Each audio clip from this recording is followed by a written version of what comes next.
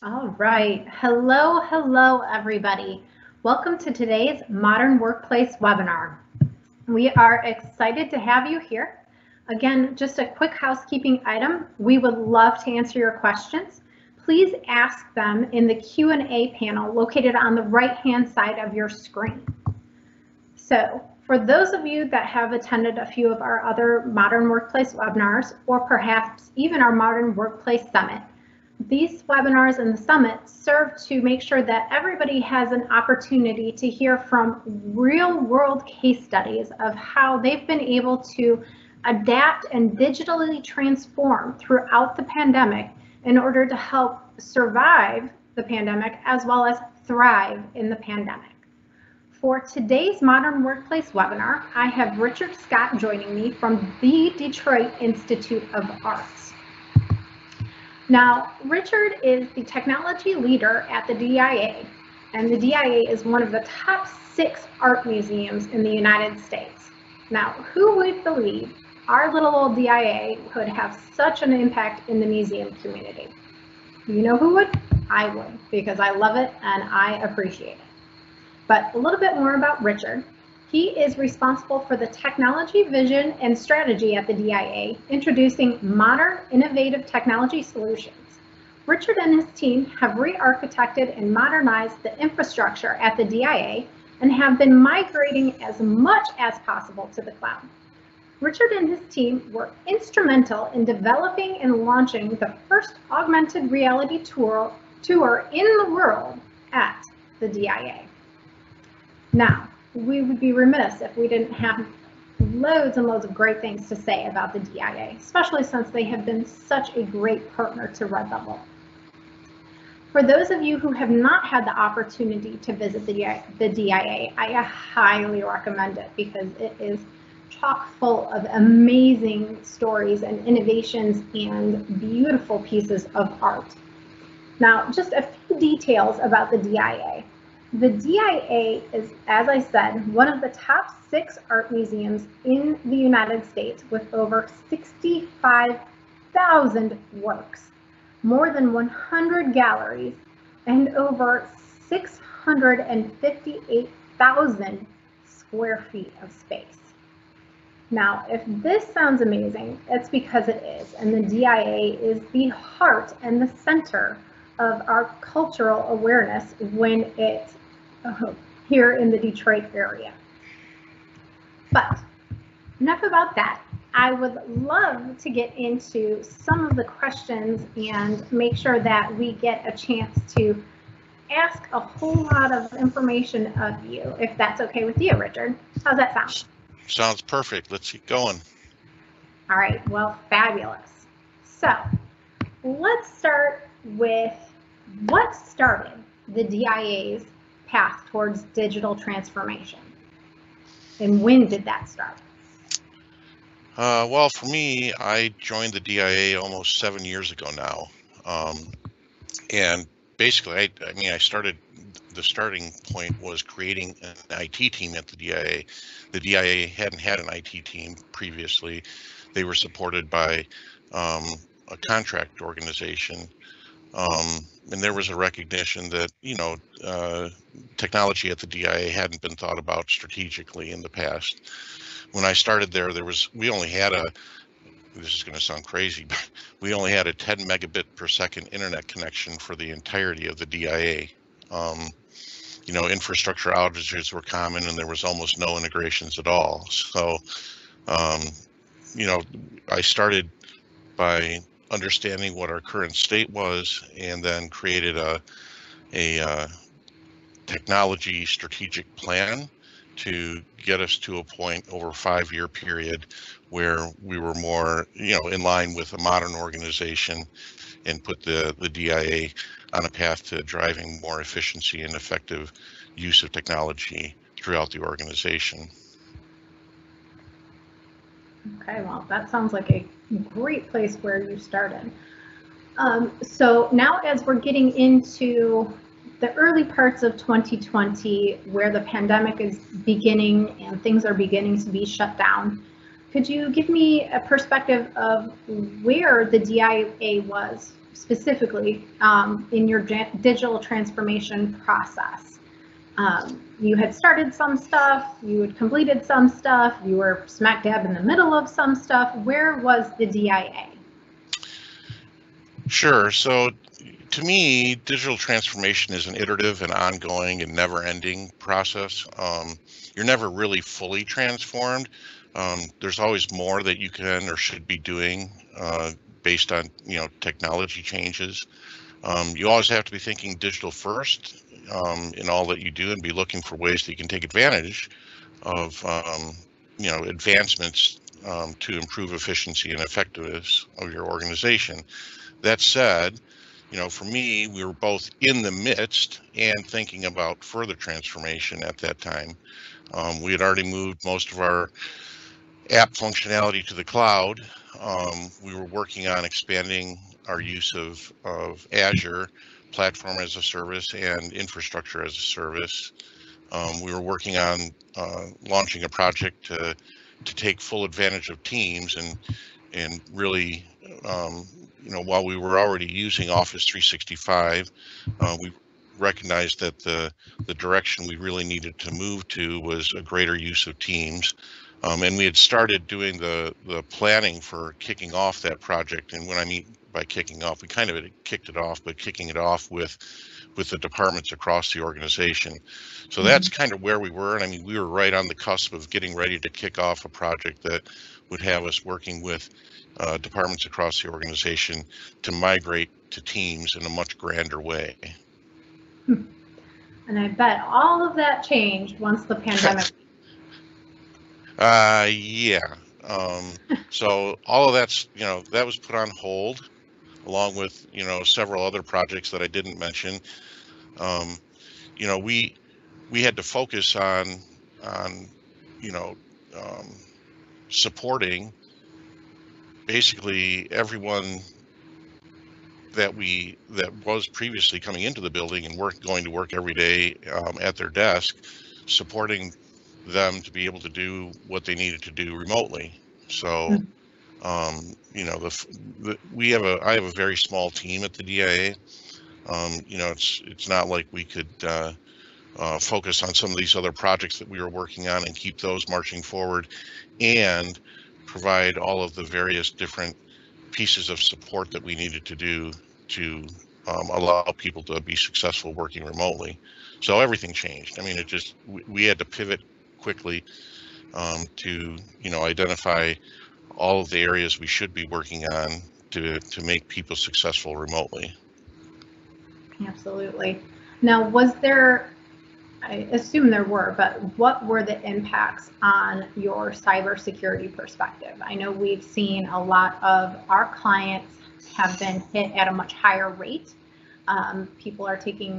Hackers are taking advantage of the fact that people are working remotely.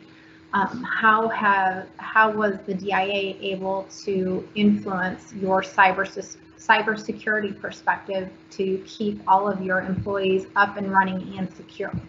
Sure. We've always had a focus on information security, at least since I've been there. In a previous organization, I was responsible for information security, so it's something that is, always on my mind.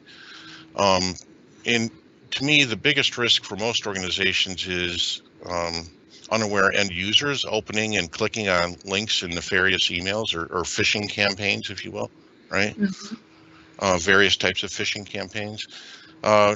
We had been using KnowBe4 for quite some time, a few years, to provide mock phishing campaigns and training to our end user community. When we started a few years ago, we were at about, this is going to sound crazy, but 30 to 40% phish prone across all staff. And that was with simpler emails, right? Simpler mock phishing emails. Now we are at about 5 or 6% monthly using the hardest emails to spot. So, KnowBe4 allows you to select the level of complexity in identifying mock phishing emails, and we're at the highest level of complexity, and we're only at we're running at about a 5 or 6% monthly phish prone rate, meaning that 5 or 6% click on something. It doesn't even mean necessarily that they go any further, but they click on something that they should not have, right? So that's actually fairly low, and we're quite happy to be at that point. And of course, we also manage our Office 365 information security regularly, and we take advantage of Microsoft Advanced Threat Protection, ATP, and that's a big help, right, to keep people safe. So, we basically, what the pandemic did is just make sure that we keep an eye on all of that. We continue with the know before, we continue with the training, we continue with the advanced threat protection, we evaluate, our standing in Azure from an information security perspective, we evaluate our standing in Office 365 and make, modifications where necessary. We took advantage, I don't know, a few months ago, we should have done it before, but we hadn't rolled it out yet. We implemented MFA, so we are now multi-factor authentication, which, as I said, we should have been before, but this definitely put us in a position where we really had to do that. Absolutely. It sounds like you've made some great strides from that 30 to 40% click rate to your 5 to 6% monthly click rate. That is some great improvement there. So if you had to pick one thing that the DIA had done prior to the pandemic that helped you feel the most prepared for some of the monumental shifts that you have had to go through during the pandemic, what would that one thing be? One thing. You have only one thing. You can only choose one thing. I honestly, I would say the progress we had made on our adoption of Office 365 in general, right? That put, because, and I'm not going to say all, but much of the file collaboration that was going on at the DIA prior to the pandemic was happening within Office 365, OneDrive or SharePoint. Mm-hmm. So we were already using SharePoint, we were already using OneDrive, and of course there's different levels of adoption as there would be at any organization, but much of the DIA was using certainly OneDrive, a little bit less SharePoint, but still quite a few were. And that immediately put us in a position that, look, if we can get people, if we can get people to connect online at home, then at least that piece is all set. They can get on, they can collaborate with their files, they can work on their files.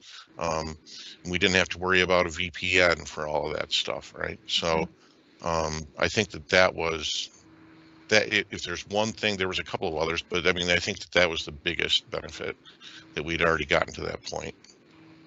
Absolutely. It made it much easier to take working on-premise to moving everybody home. If you can keep that collaboration and connectivity up, it certainly makes that process a lot more seamless. Yeah. And I mean, I know you said one thing, but the other thing is we had most of our applications in the cloud, right? So, really, I didn't say all, but most of them were already in the cloud. So that made it so that we had fewer complications trying to get other people connected to the things they needed to connect to, applications or files that were on a file share, for example. Much fewer people that had those types of needs and concerns than we otherwise would have. Okay, wonderful. So I know a lot has changed for you and for the DIA throughout the pandemic.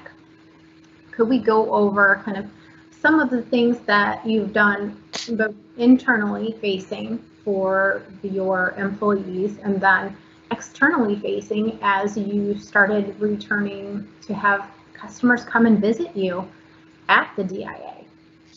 Sure, this could be a long list. Everything had,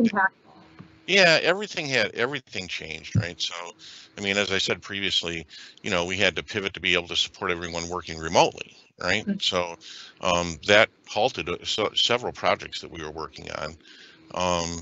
And then, not the least of which was the project to migrate to Teams more broadly. Instead of doing that, we, began to support our user community using Teams for meeting, just regular meetings, right? That normally would have been held in a meeting room, no longer. So, we had to get people rapidly up to pace, up to speed on just using Teams for just regular day-to-day team meetings, that otherwise would have been internal. With Red Level's help, and this is kind of a little bit chronological, Megan. I'll try to be a little bit chronological with this. When we were looking to, before we reopened, we reopened in July. So, we went out. My last day in the office was March 13th. Can you believe that? It's almost been a year. So we didn't reopen the museum until July. Right. So a lot kind of transpired in there.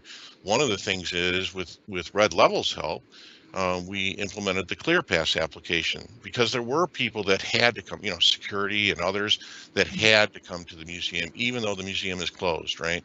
There's a collection that we have there. We have to check on the collection. There's conservators that have to come in, and as I said, security. So ClearPass allowed us to manage, those requests to come in, go through an approval process to make sure, because we didn't want more people in the building than there that absolutely had to be, get the right approvals. And then we also had, a ready list of folks that were in the building in case there was someone that ended up testing for COVID that caused us to have to go into contact trace mode. Fortunately, we never had to use that, but it was in place. So that we use ClearPass, but we didn't have to do any contact tracing. So, then as we got to the point of reopening, we had to, we wanted to focus on the safety of our visitors and staff, and we had to imagine what visiting the DIA would look like, under the situation we were in. So as few interactions as possible, social distancing, no touching of anything. That we had encouraged people to interact with certain things. We couldn't do that anymore. So we built a iPad-based contactless entry application that allowed visitors to. We put our tickets online. We hadn't been able to do that before, and that I'll get to that in a moment. But it's free. All the tickets were free, so everyone could get free tickets to the DIA. But on entry, we wanted you to take either your printed ticket, which has a QR code on it, or your phone. It could be on your phone as well. Walk up to an iPad, scan the QR code on the camera on the iPad. It's facing you. If you put it in front of the camera, you scan that QR code, and it gives you a little message. It either says, "Welcome to the DIA. Please enjoy your visit," right? And that's primarily what we do, because if you came in early, for example, all these are time tickets. If you come in early, the app itself will reschedule you for the time that you're in right now, assuming that it can, right? So we want to get as many people through as possible. Only when we're full, right? When a time slot is truly full that you arrived in, would we ask you to please wait until the next open time slot, and we tell you when that is, right? But the point here is, on entry, this is just entry, just getting into the museum. We had to think of a way that we could get people into the museum so that they felt safe. They weren't interacting with people any more than they had to, right? And that our staff felt safe, that they weren't interacting with the public any more than they had to, right? And so that was one of the first things that we did. There's several others. So real quick, if I recall correctly, on that ticketing system and that entry system, there was a bit of work that needed to go into the ticketing system as well. Is that correct? Yeah. So, as I said, when we first reopened, everything was free, right? All general admission tickets were free. Well, the fact is, general admission tickets at the DIA, because of the generosity of the Tri-County region approving the millage that they passed, we are free to all residents of Wayne, Oakland, and Macomb County. But we are not free to residents outside of those three counties, right? There's a charge to visit the DIA.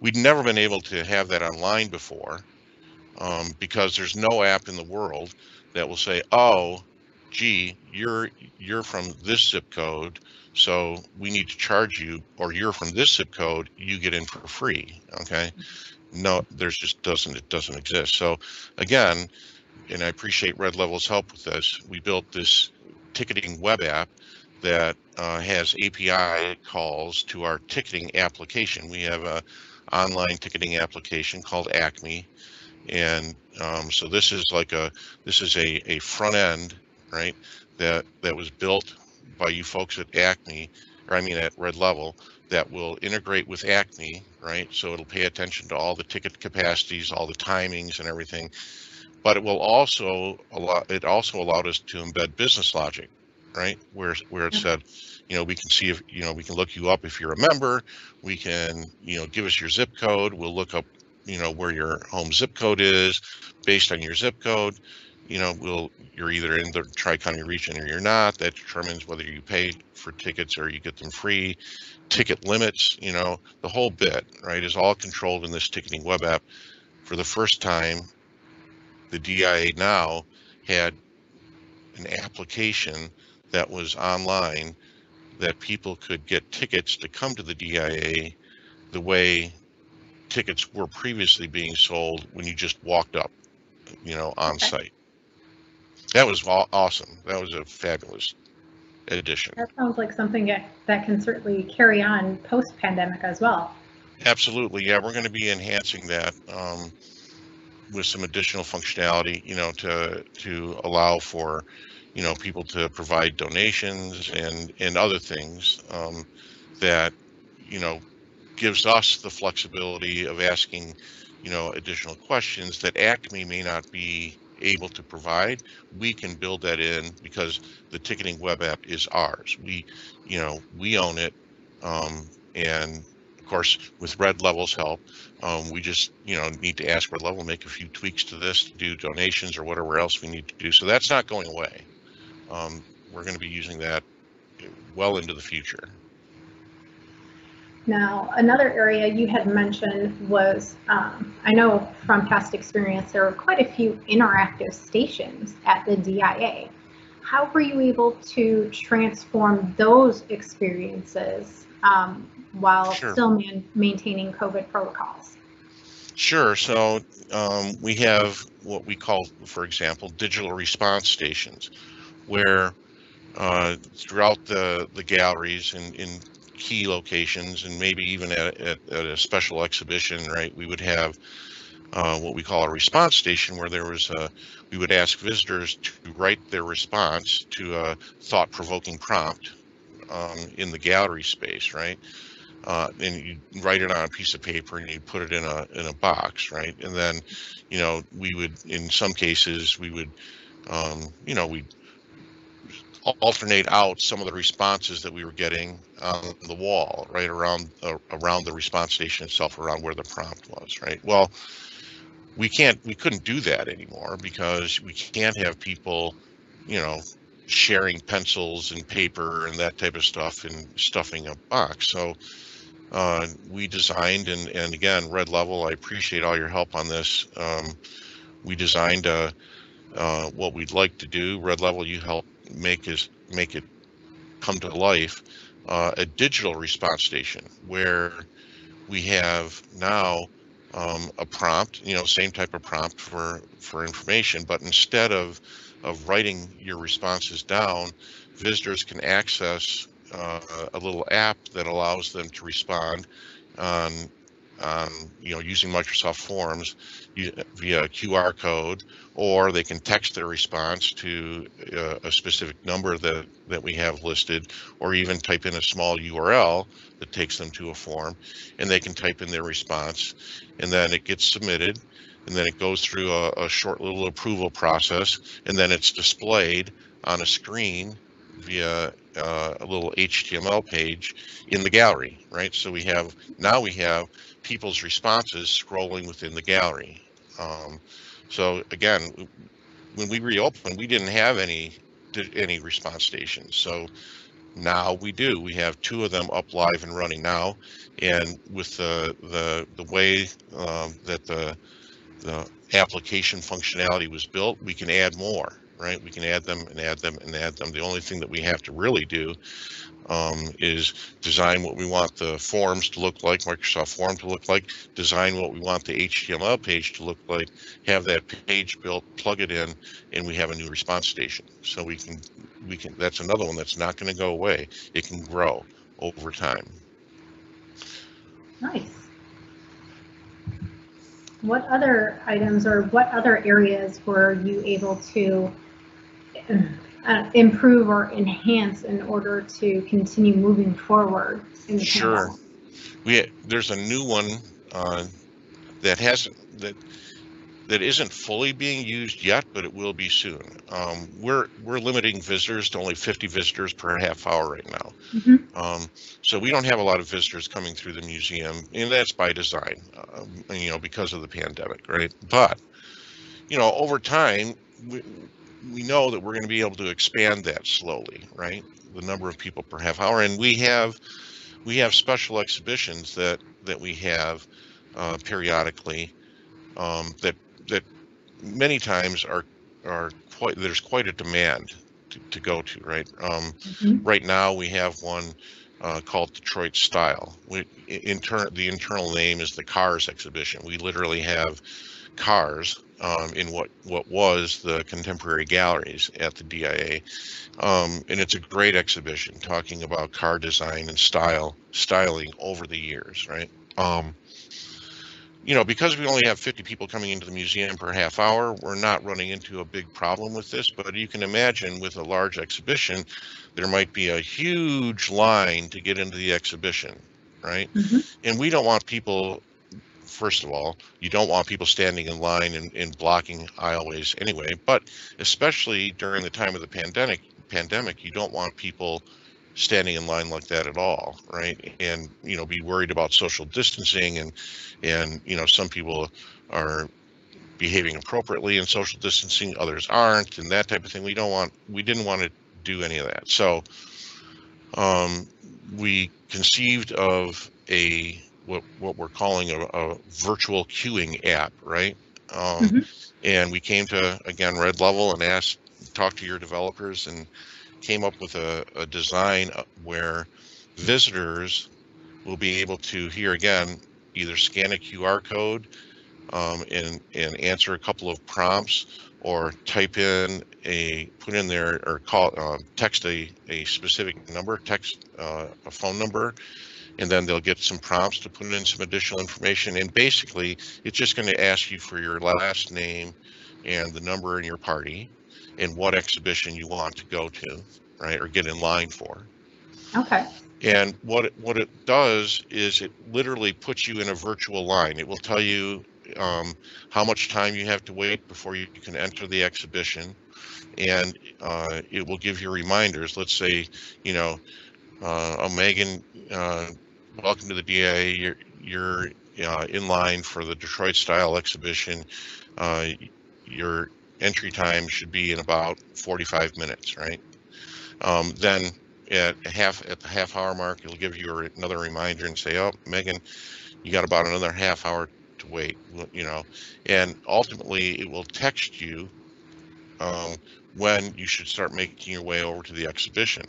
In the meantime, you're welcome to go wandering around the DIA, enjoy all of the various galleries at the DIA. You don't have to wait in a line, right? You're virtually in line, and you will get a text message when it's time for you to actually come into the exhibition. So that the idea is we have no more than 3 or 4 parties in line at any given time waiting to enter the exhibition. So this is what we're calling the virtual queuing app.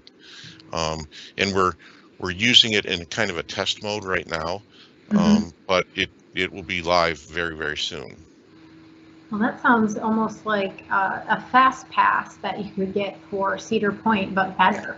It kind of is. No line. Right. There really is no line, right? It's a virtual line, right?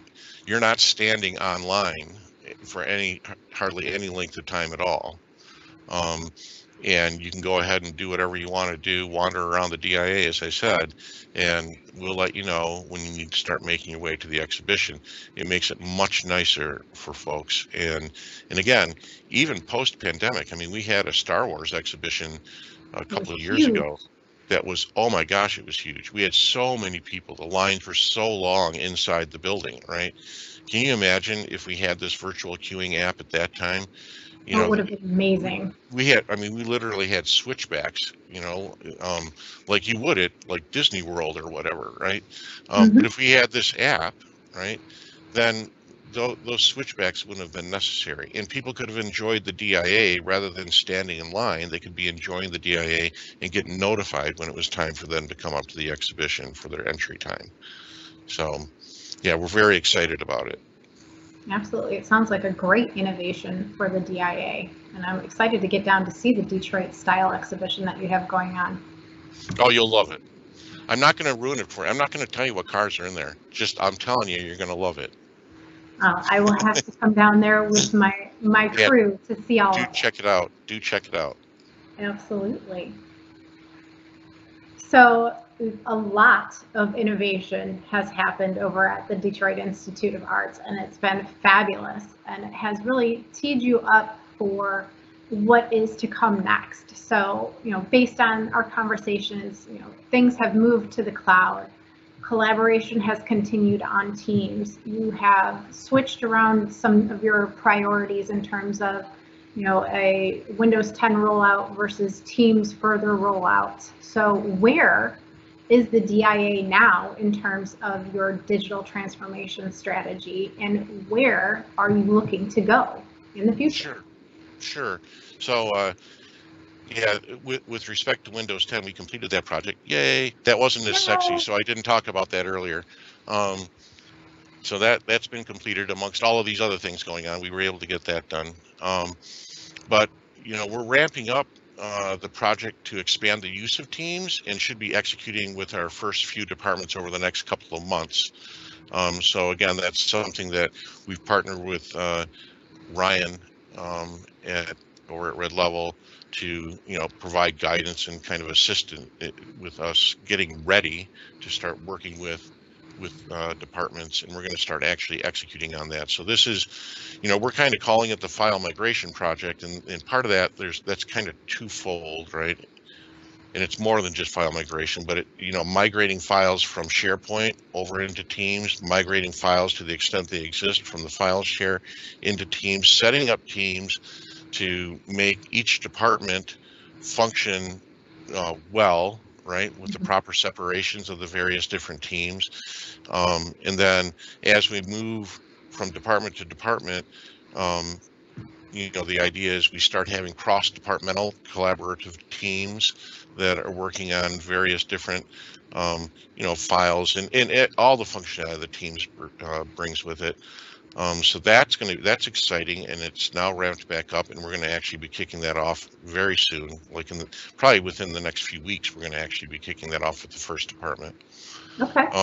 We're working to move the two. There's a couple of applications that are fairly heavily used at the DIA that are not in the cloud. There is no real cloud offering for them. So we're going to make our own cloud offering. We're working to move the two applications that are on-prem to Azure, and then potentially use Azure Virtual Desktop to provide more seamless access to those apps for our staff, with SSO and MFA, right? The first one we should be in the test case with sometime, middle next month. Okay. And that's in test, and then I would expect that a month or so, maybe a month and a half or so after that, we'll go live with that in the cloud, and then we'll work on the other one, getting that one to the cloud. And that will be the last two major apps that we have to get to the cloud. So that's being worked on currently. And as we kind of alluded to earlier, we're looking to enhance that ticketing web app to include the ability for users, online users, to be able to make donations as part of their, ticket purchase process. And then, we're looking to include additional functionality over time as well that will support a better experience, for the users online. Because again, we have the flexibility to do anything we want in that app, right? And have it seamlessly integrate via APIs to our cloud-based, true ticketing system. Um, the world is open to us, right? There's a lot that we can do. So there's going to be more coming there. Donations soon, though. And then this one's kind of cool. I mean, these are the types of things that I like to be involved with personally. And we're just at the early stages, but we're also experimenting with gesture and speech control so that to interact with in-gallery experiences. So if you can imagine, and I don't know where this is going to go yet, so this is very early on, and we have to obviously work with our interpretive planning team to, make sure that we're doing this in a way that makes sense for all visitors to the DIA from an accessibility standpoint too.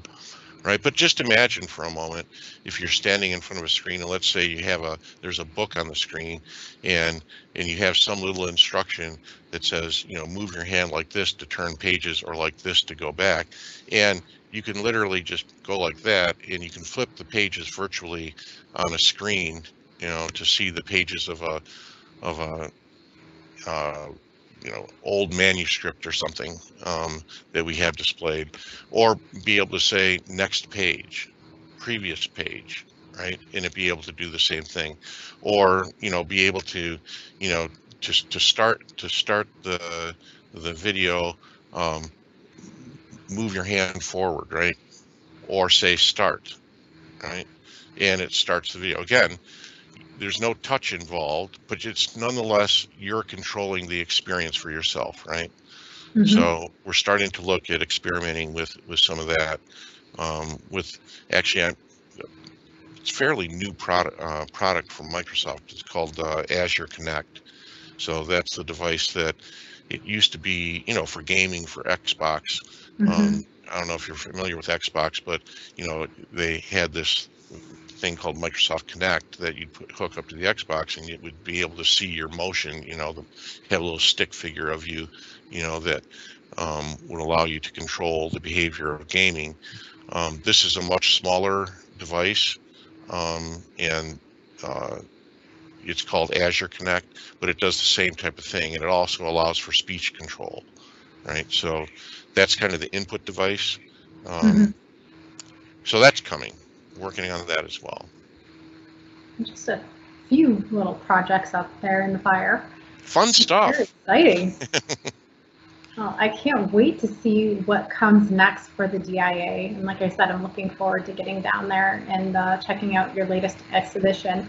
So we have had a couple of questions come through that I would like to be able to ask real quick, if you don't mind. Sure, absolutely. So there was a question specific to your response station application. Mm-hmm. So are your response stations accessible to people with visual or other disabilities? That's a great question. From a visual perspective, my answer is it depends, right? Because the response stations are certainly large print, so you can see the prompt, you can see the screen. The screen is large, so for visually impaired, someone who's blind, we don't have any sound, any audio prompts, right? Mm-hmm. And we don't, obviously we don't have any way for someone to provide a response audibly. So, that's something that, we need to look into for sure. And when I'm talking about using like this Azure Connect, maybe there's something there that we can use to make it more accessible to visually impaired people. We're always looking for ways to do that. And, if anyone has any suggestions that they think might be something we could take advantage of, please let us know about it. Absolutely. Another question that came in was, what was the process and how long did it take for the DIA to get most of your apps up and in the cloud? So, I mean, that's something that we've been working on over, the past 5-6 years, right? So, as there was an identified need for an improvement to an application, part of the evaluation was identifying applications that would satisfy our needs that are in the cloud, right? So it became a requirement of the search for the replacement of an application.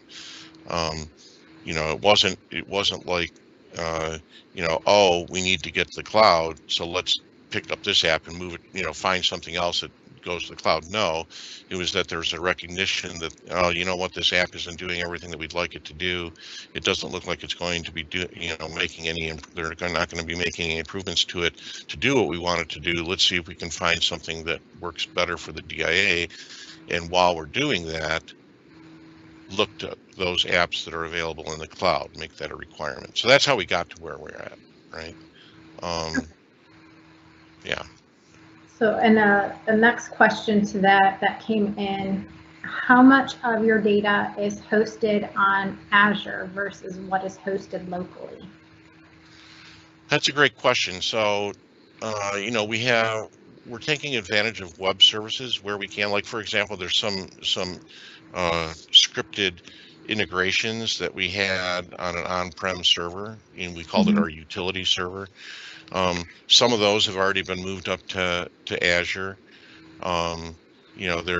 There's smaller servers that we needed to keep, under our control, that we've moved up to Azure.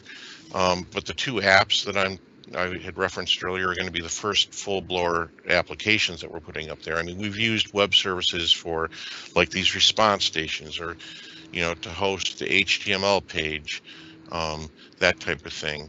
So most of the infrastructure that has left the DIA has not left the DIA to Azure, but has left the DIA because we migrated those applications to the cloud. So that the application itself is in the cloud. There are some things that are never going to be in Azure. I mean, you think about, we have security cameras across the DIA. We have no vision of putting the servers that control our security cameras at the DIA in Azure or anywhere else, right? We need to have those on-prem. So everything that we can get in the cloud, we're going to get in the cloud, within, reason from a security standpoint, obviously. Right. But right now, so our footprint in Azure, it's not huge right now. We've migrated, for example, we had, I'll give you an example of, one of the things we're using Azure for currently is a repository, a temporary repository. We need to move, there's a lot of things that we have to move to our digital asset management system, okay? That takes time to get everything into the digital asset management system. We had a on-prem file share that was being used as a temporary repository for those things that need to get into the digital asset management system. That file share has now been moved to Azure. So, we've been using it for those types of things, and like I said, the web services that I'd mentioned earlier for the most part. Okay. Well, I would like to thank you again for your time, Richard. I have one parting question, kind of one summary question. Sure. In 3 words, how would you sum up digital transformation during the pandemic? 3 words. 3 words.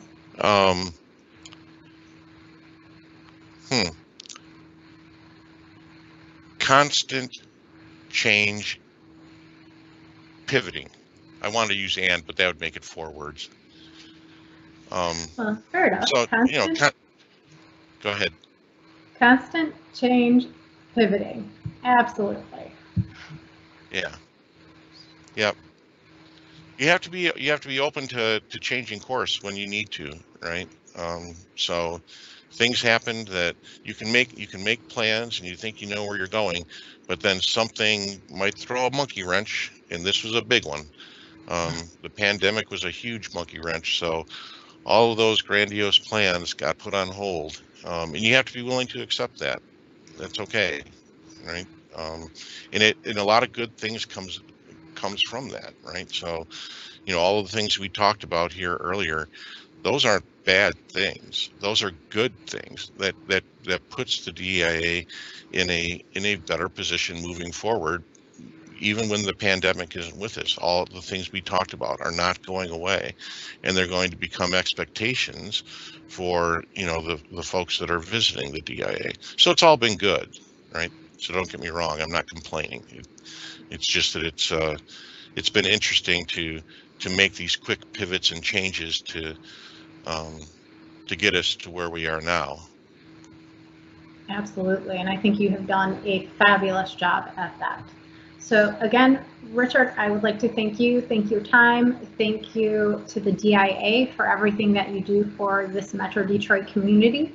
I hope that everybody has a fabulous day and look forward to seeing you on our next Modern Workplace webinar. Have a great day. Thank you, everybody.